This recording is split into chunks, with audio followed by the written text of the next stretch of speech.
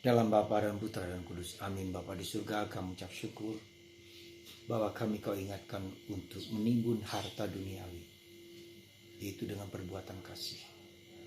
Dengan menimbun keutamaan-keutamaan ilahi di dunia ini. Yang intinya iman, harapan, dan kasih. Terutama kasih. Bantu kami ya Bapa untuk melakukan yang terbaik dan bisa kami lakukan untuk mencintai Engkau dan sesama. Terpujilah namamu kini dan sepanjang segala masa. Amin. Saudara, kita diberi tanggung jawab, tugas, rahmat sesuai dengan kemampuan, bakat, talenta yang kita miliki. Dan semua itu demi kebaikan Tuhan dan sesama.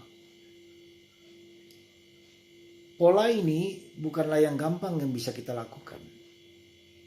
Karena kita mempunyai kecenderungan-kecenderungan yang seringkali tidak baik.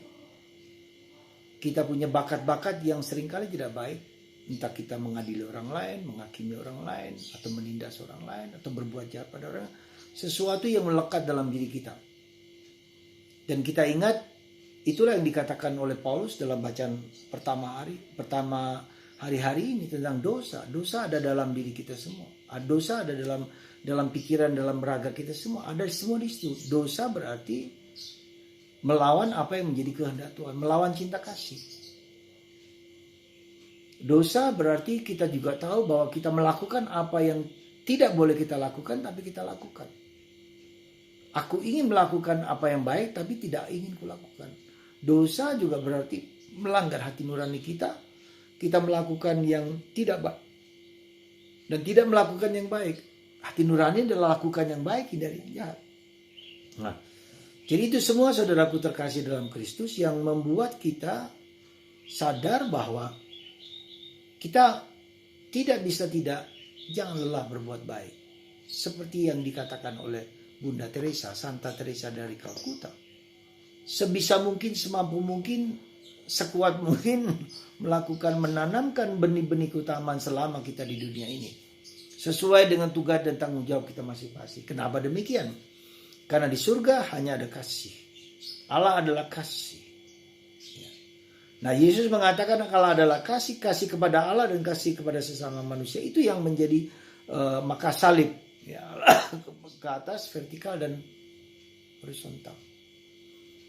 Ya, pada akhir hidup kita akan diadili oleh berapa besar kasih yang kita berikan kepada orang lain. Saudara, itulah yang diminta Tuhan bagi kita hari-hari ini.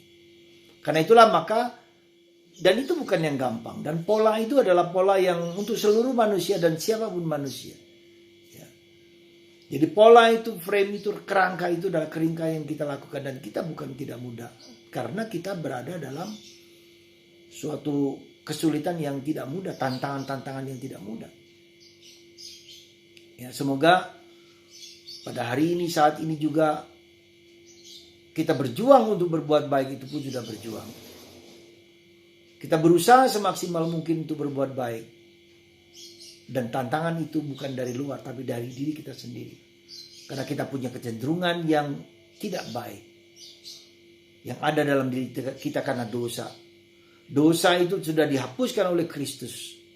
Ya, dan dosa itulah yang menyebabkan, meskipun sudah dihapus oleh Kristus dengan baptisan, maka dosa itu tetap mempunyai anak. 7 dosa, tamak, kikir, ya, iri hati, sombong, malas, ya, kemudian cabul, serakah, kikir. Itu ada dalam diri kita. Dan ini merupakan satu dosa kemalasan saja sudah menimbulkan dosa yang lain, dosa sombong, dosa angkuh, segala macam. Nah, disitulah kita lihat, saudara, betapa kita harus mohon Roh Kudus. Sekali lagi mohon Roh Kudus. Saya tidak mampu, kita tidak mampu. Dengan penuh kerendahan hati mohon Roh Kudus. Yang pertama, yang kedua, kita juga harus melatih diri kita dengan menumbuhkan kekuatan will kita, kehendak kita. Itu dengan membaca kitab suci, berdoa rosario, ya, mendengarkan khotbah-khotbah, belajar membaca kitab suci berulang-ulang. Saya harapkan, saya mohonkan sebelum Anda mendengarkan teks uraian saya ini, Anda membaca sekali lagi kitab suci, baca sekali lagi. 2-3 kali Injil saja, diulangi terus, diulangi sampai meresap. Nanti hidup Anda akan berubah. Ya. Tidak cukup hanya Anda mendengarkan apa yang saya katakan, setelah itu nanti hilang, Anda lupa semua apa yang saya sampaikan. Juga termasuk orang-orang pengkhotbah hebat dan ulung, tidak akan melekat, tidak akan meresap, tidak akan nyantel dalam diri kita. Semoga Anda dan saya dan kita semua berkomitmen untuk membaca, berdoa rosari, supaya dengan doa rosari itu kita mohon rahmat, supaya kekuatan kita untuk berada selalu dalam Tuhan. Di samping itu juga kita tahu bahwa iblis tidak suka kalau kita setia kepada Tuhan. Dia akan menggoda kita, dia akan mempengaruhi kita untuk menjauh dari Tuhan dan sesama.